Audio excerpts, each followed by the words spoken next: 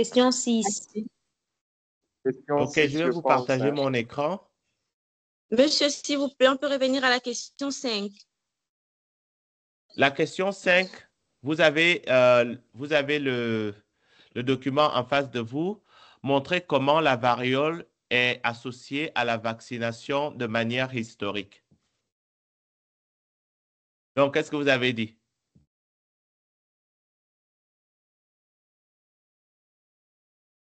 Monsieur, on a dit que historiquement, la variole était l'ancêtre de a servi de base pour la vaccination. Parce qu'avant, on variolisait les gens quand ils étaient atteints du virus de la variole, ce qui a conduit à la vaccination plus tard. Oui, absolument. Absolument, très bien. Donc, la variolation, c'est simplement le précurseur de la vaccination. Question qui est peut-être assez pertinente ou peut-être pas. Est-ce que vous pensez que la variolation peut être pratiquée aujourd'hui? Non, monsieur. Pourquoi pas? Monsieur, moi, je pense que ça manque un peu d'éthique. Un peu seulement. Monsieur, beaucoup. Oui, ça Beaucoup. manque, Ça va tuer les gens. ça manque d'éthique. En fait, pour ceux d'entre vous, bon, pas ceux d'entre vous, vous qui êtes en biotechnologie, vous qui êtes en biomède, il y a simplement des pratiques qui se sont passées à une certaine époque qui ne peuvent jamais, jamais se passer aujourd'hui. Et c'est parce que le travail scientifique, il est complètement encadré, dans l'idéal, bien entendu, mais il y a toujours des apprentis sorciers qui veulent toujours essayer de faire des choses qui vont contre la norme éthique. Et c'est pour ça que c'est important de continuer à être en alerte parce que il y a des mauvais scientifiques tous les jours. Il y a des mauvais scientifiques tous les jours. Il y a des gens, pas simplement des mauvais scientifiques, il y a des gens qui sont véritablement, qui ont de mauvaises idées. Et quand je parle de mauvaises idées, c'est que de manière intrinsèque, ils veulent vraiment faire des choses qui ne sont pas bien. Donc, il faut être attentif et il ne faut pas juste penser que parce que quelqu'un est un scientifique, parce qu'il a publié des papiers, donc il a un niveau d'éthique élevé. Non. En 2025, vous allez voir des scientifiques, des chercheurs, des compagnies qui ne font pas ce qu'il faut pour garder un niveau élevé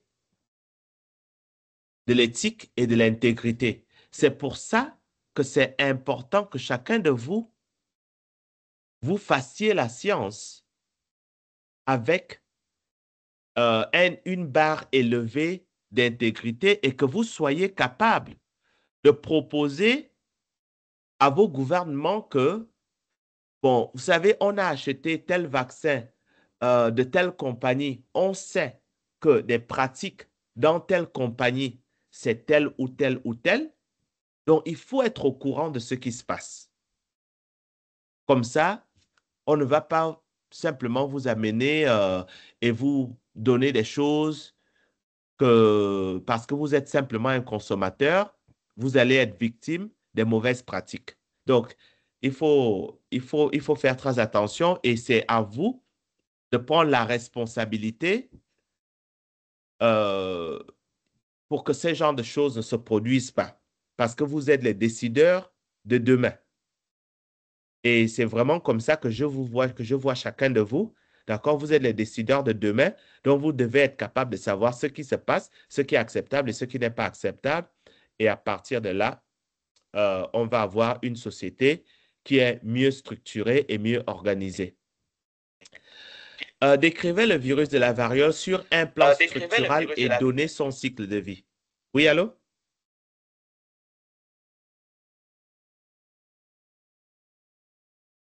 Vous avez dit quelque chose? Non, Non, monsieur. monsieur, c'était l'écho de votre micro. OK. Donc, décrivez le virus de la variole sur un plan structural et donnez son cycle de vie. Alors, ça, c'est une question qui est assez provocatrice parce que dans la présentation, je vous ai montré le virus de la variole et vous voyez que le virus de la variole, il est extrêmement complexe. Il n'est pas aussi simple, par exemple, que le virus SARS-CoV-2, aussi simple que le virus de la grippe, non, ou aussi simple que le virus du VIH, non. Il est extrêmement complexe. Donc, cette question-là, c'était réellement pour vous provoquer et dire particulièrement ceux qui sont en biomède, de regarder au niveau de la pathogenèse que ce virus a plein de facteurs de virulence. Donc, vous devez regarder en termes de structure à quoi il ressemble ce virus, être capable de le décrire et vous dire que, mais donc, la bataille contre ce genre de virus, ce n'est pas aussi simple. Alors, je vais peut-être emmener, comment dire, je vais ouvrir le PowerPoint où il y a ce virus-là. Comme ça va nous donner quand même une bonne idée de ce que vous devez raconter là. Et il y a beaucoup à dire. Alors, récent.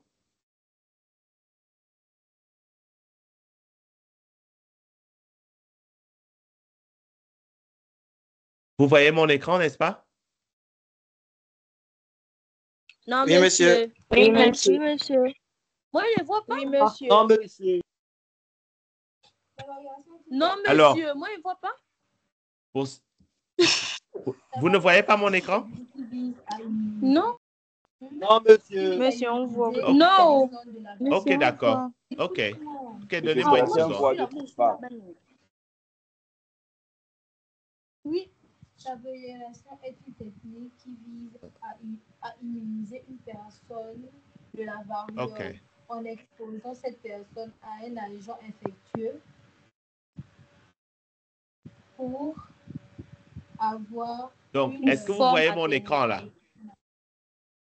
Pour obtenir une Oui, protection. monsieur. OK. Est une technique. Je réponds quoi?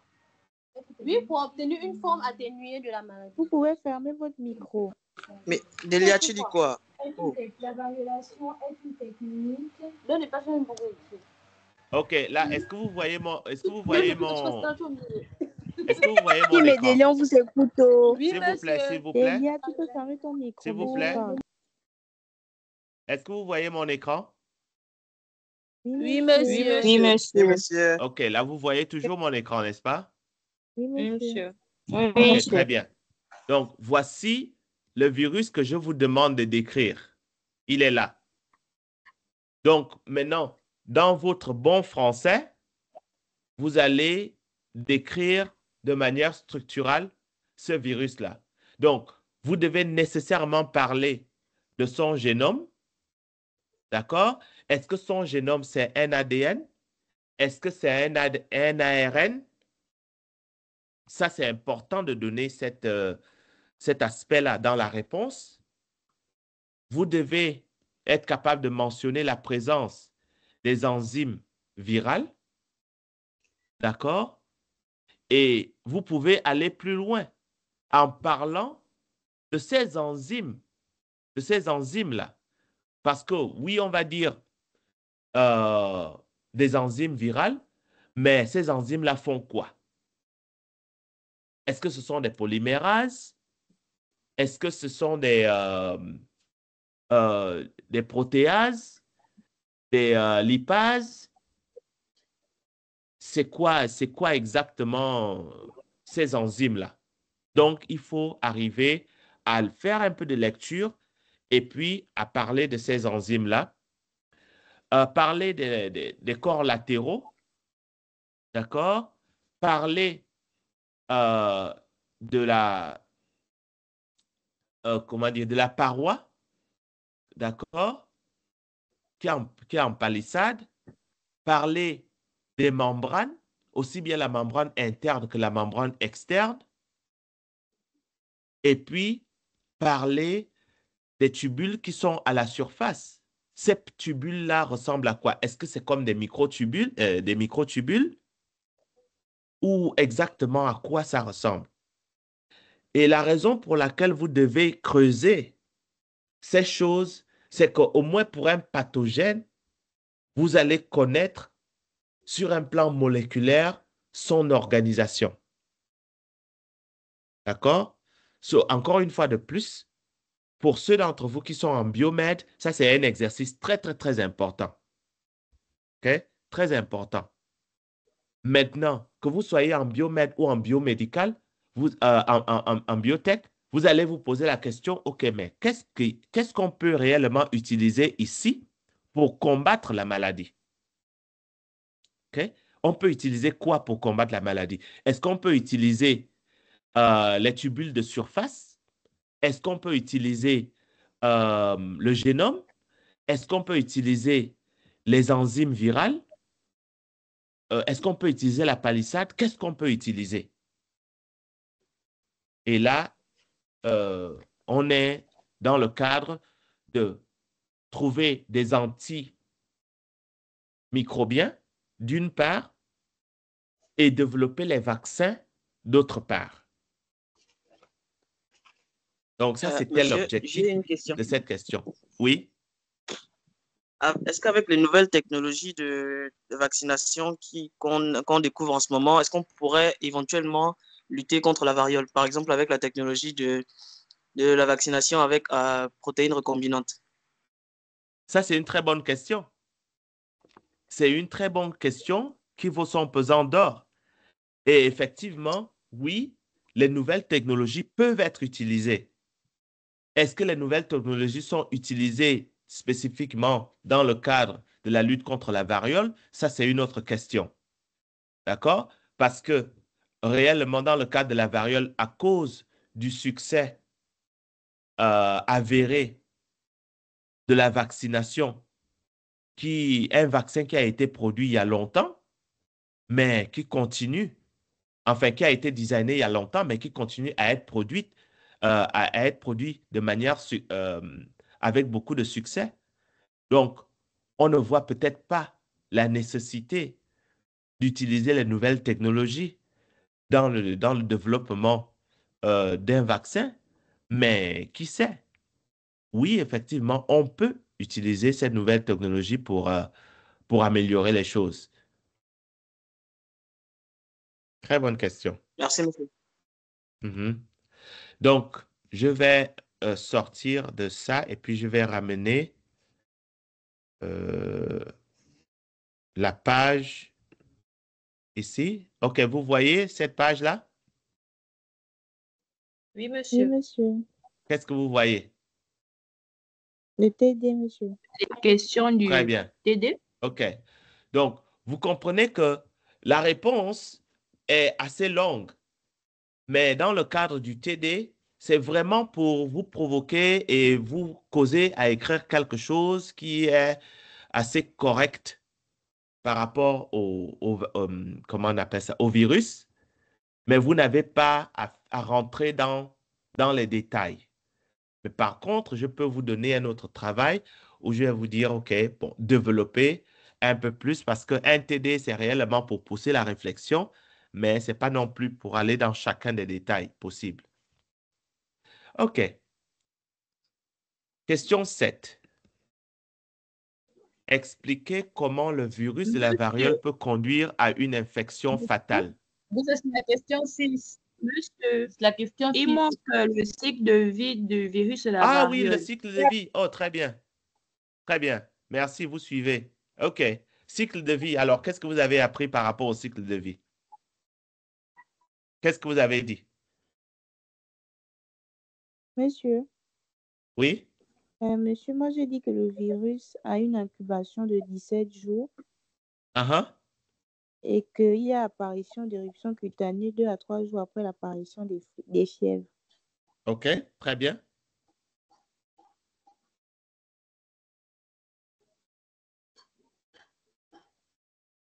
Très bien.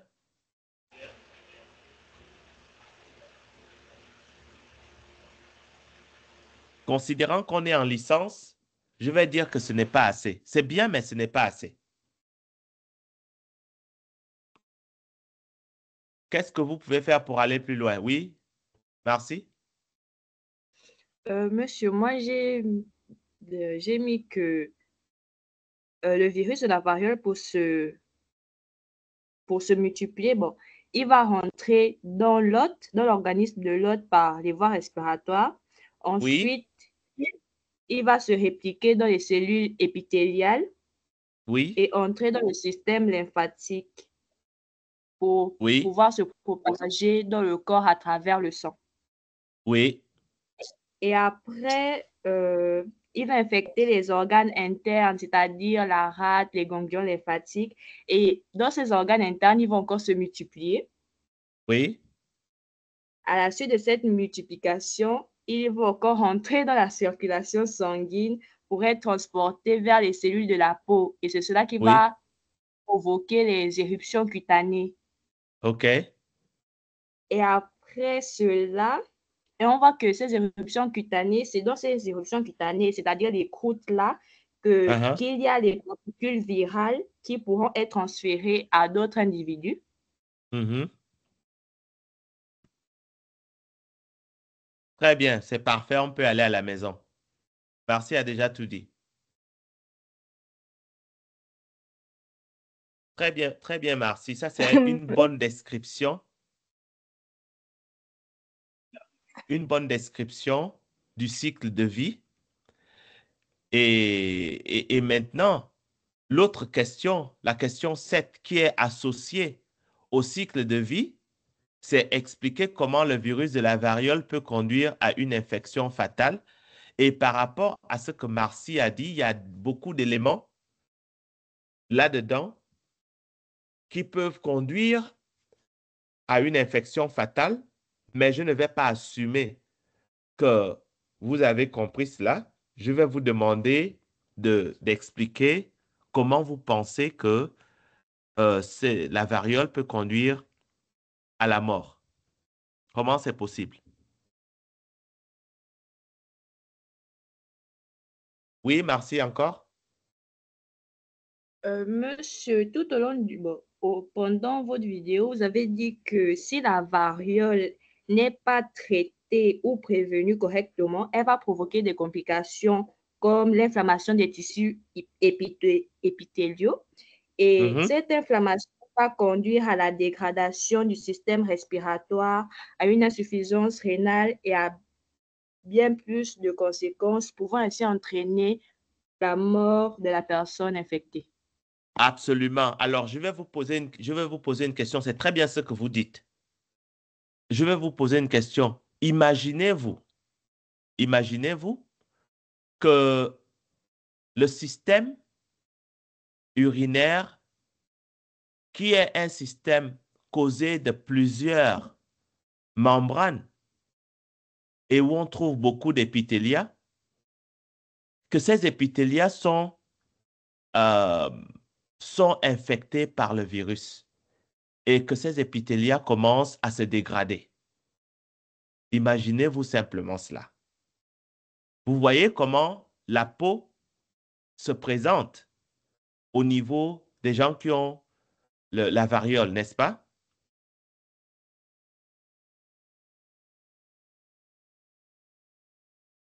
Oui? Vous m'entendez? Oui, monsieur. Oui, monsieur. Alors, imaginez ce que vous voyez sur la peau se faire au niveau du rein, au niveau du tube digestif, du système respiratoire, et on parle des surfaces. Imaginez les conséquences. Donc, vous comprenez très bien comment la multiplication du virus de la variole dans le corps peut conduire à la mort parce que ces organes vitaux, y compris le rein, le système respiratoire, les poumons, en fait, peuvent complètement se dégrader. Le système digestif peut se dégrader et la personne va mourir pas peut mourir, la personne va mourir. D'accord? Donc, c'est aussi, aussi difficile que cela. OK. Donc, est-ce qu'on peut considérer qu'on a répondu à la question 7? Oui, monsieur. Très bien. Donc, Monsieur, s'il vous vous- plaît. oui, allez-y.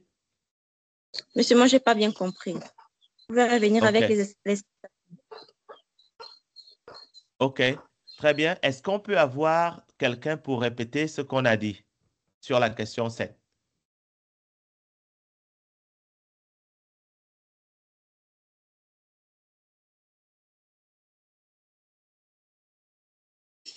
Monsieur, nous avions dit la variole peut être fatale dans la mesure où celle-ci conduit à la mort en produisant des éruptions cutanées à des surfaces où on retrouve les épithéliums tels que le système respiratoire.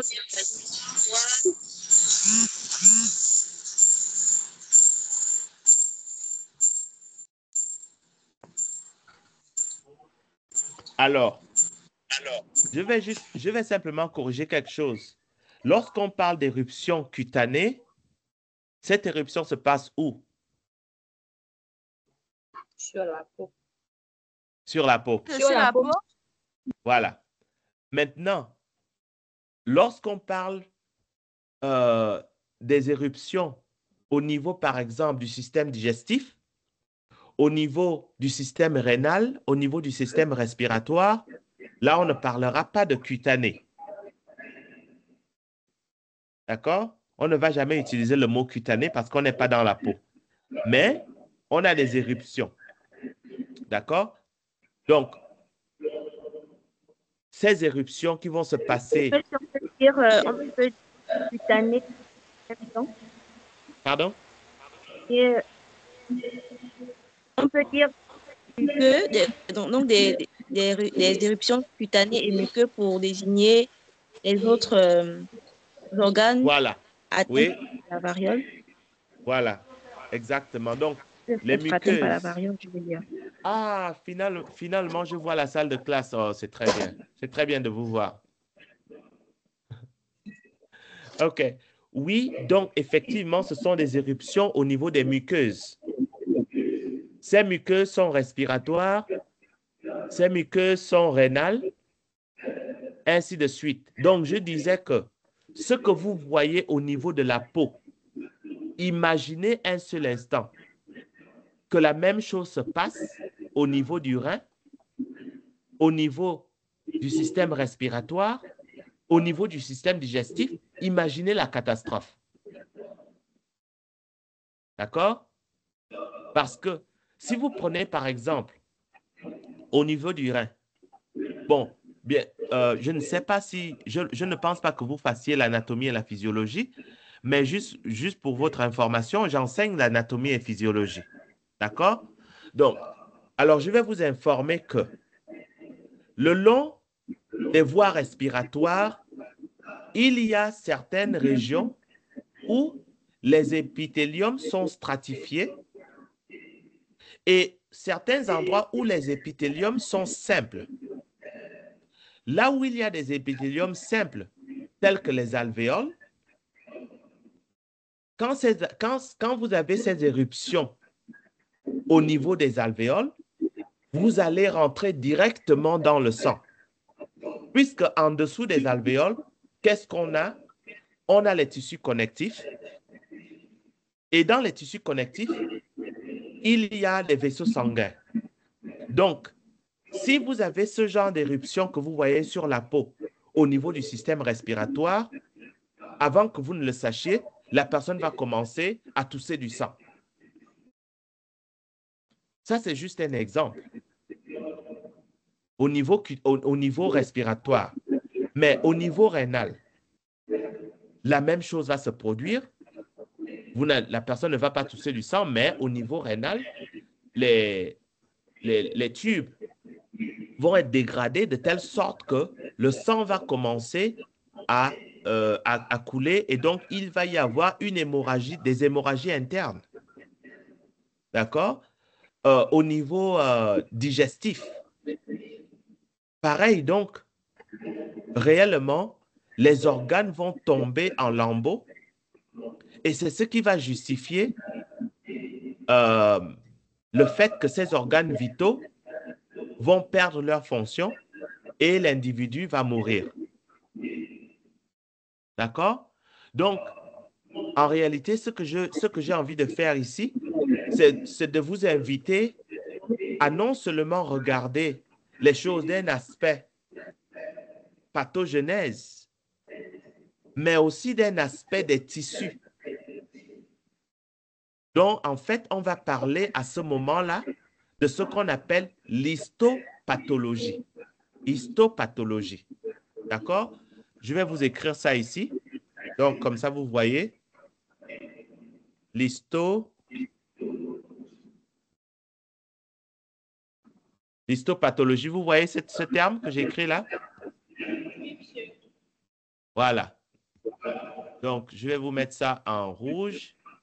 Comme ça, c'est apparent. Donc, les tissus vont souffrir, les organes vont souffrir, et c'est comme ça que la personne va mourir. Donc, très bien. On va passer à la question suivante, question 8. Comparer l'immunité active et l'immunité passive. Est-ce que ça, c'était une question difficile? Non. Non, monsieur. Non, c'était une question très facile. Donc, est-ce que vous pensez qu'on a besoin de passer du temps dessus ou du moins, dites-moi ce que vous avez écrit. Qu'est-ce que vous avez mentionné? Oui, Marcy? Oui. Monsieur, moi j'ai mis que l'immunité active, c'est celle qui est acquise après une infection, c'est-à-dire une exposition à un ou plusieurs antigènes ou par la vaccination, alors que l'immunité passive, elle est due à un apport d'anticorps qui va procurer une protection temporaire. Très bien. Très bien. Après, vous pouvez encore ajouter d'autres choses, mais si vous me dites ça dans un TD, c'est très bien. À l'examen, je vais vous demander d'aller plus loin. D'accord? Oui, monsieur. OK. Alors, question 9. Donnez un exemple d'immunité active et d'immunité passive. Et ça, cette question 9, c'était pour vous demander de réfléchir un peu sur, oui, je connais la définition, mais est-ce que je peux parler d'un exemple? Est-ce que je peux parler de 2 exemples? Oui, allez-y, quelqu'un veut dire quelque chose? Je pense que c'est Serena. Oui, monsieur. Comme exemple, pour l'immunité active, j'ai trouvé la vaccination contre la rougeole. Oui. Et contre l'immunité passive, l'injection d'anticorps antitétaniques après une blessure. Oui, absolument. Ça, c'est de très bons exemples. Est-ce qu'il y avait d'autres exemples, d'autres personnes qui ont passé à d'autres exemples? Oui, monsieur. Oui? Monsieur, on a l'immunité contre la rougeole. Oui? L'individu qui a contracté la rougeole peut développer une immunité juste après avoir contracté ça, l'immunité. Voilà, et celle-ci, c'est l'immunité active. OK. Maintenant, comme immunité passive, je n'ai pas trouvé d'autres exemples en dehors de ce qu'elle a cité.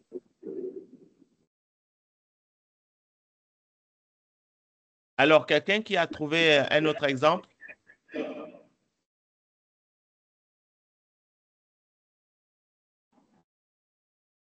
Oui, Marcy?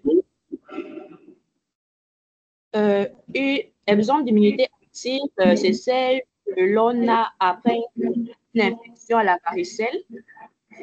Et une immunité passive, on a celle qu'on obtient après une injection à Rogama.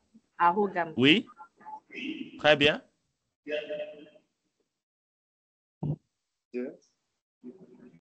Très bien. Est-ce que quelqu'un peut penser à des cas d'immunité passive que nous n'avons pas mentionnés en classe?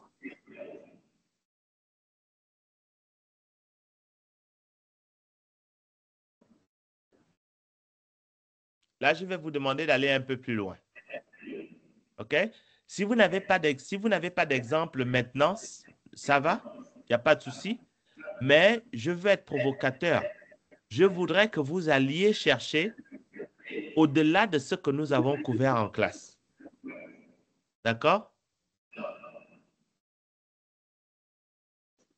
Et ça, c'est pour enrichir votre répertoire de connaissances.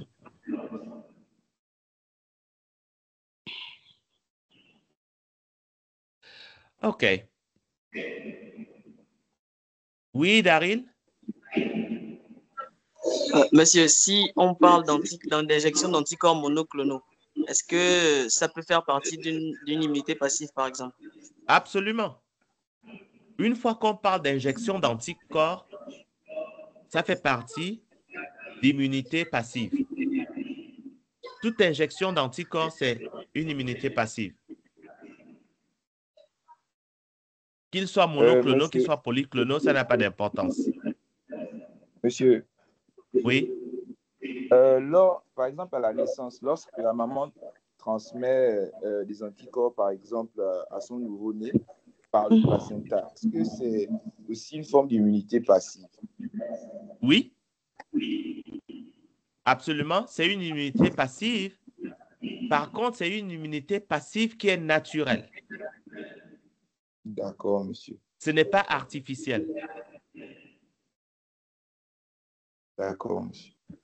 Et c'est là où, en fait, je vais vous emmener à la question 10 qui demande de comparer l'immunité naturelle et l'immunité artificielle.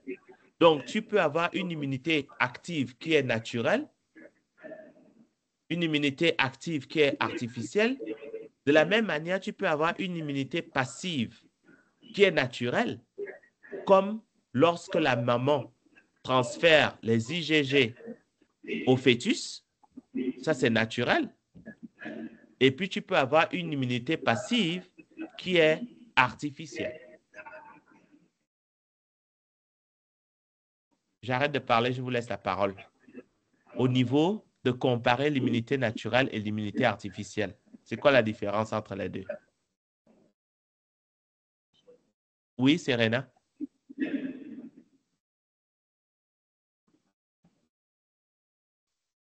Monsieur, l'immunité naturelle est acquise par une infection ou via la transmission maternelle, tandis que l'immunité artificielle est acquise par vaccination ou injection d'anticorps. Très bien, on peut rentrer à la maison. Très bien, tu as tout compris. Est-ce que c'est clair pour tout le monde?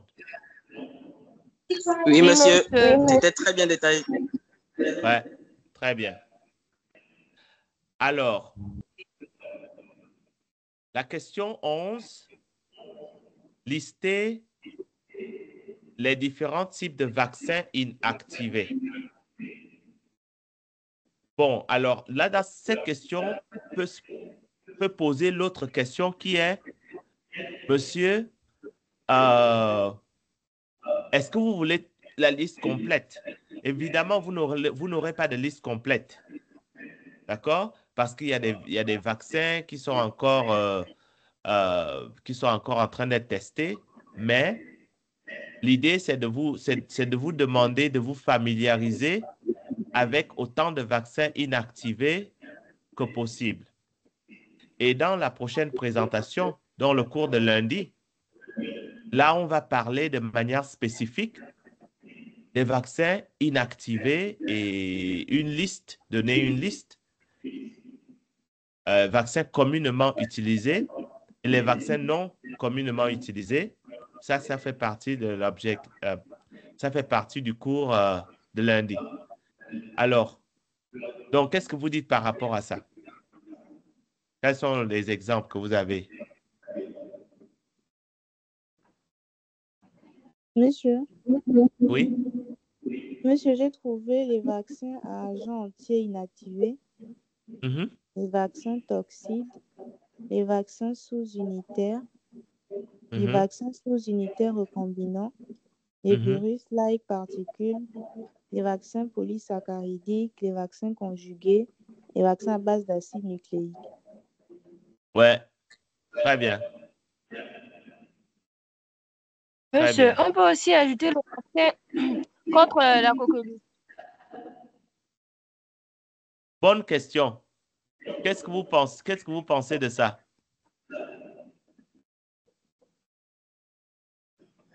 Monsieur, on n'a pas compris sa question. Est-ce qu'on peut aussi lister le vaccin contre la coqueluche? Ça, c'était la question.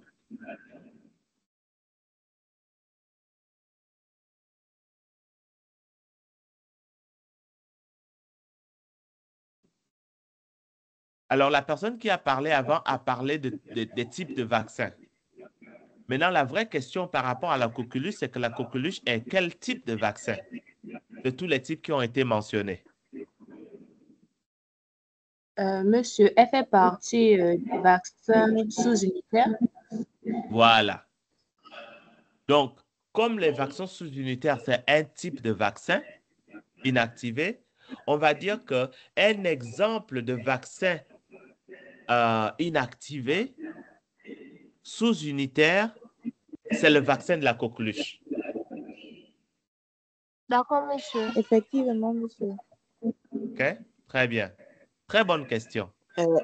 Monsieur, Oui. en rapport avec la liste qu'elle a donnée, elle a parlé de vaccins à acide nucléique. Donc, dans la catégorie, on parle de vaccins à ADN et à ARN. Est-ce que ce sont des vaccins inactivés? Très bonne question. Qu'est-ce que la classe pense?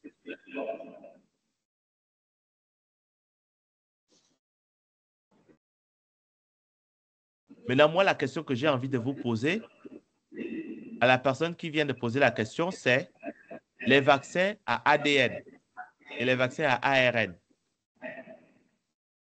Selon le cours, ils tombent dans quelle catégorie?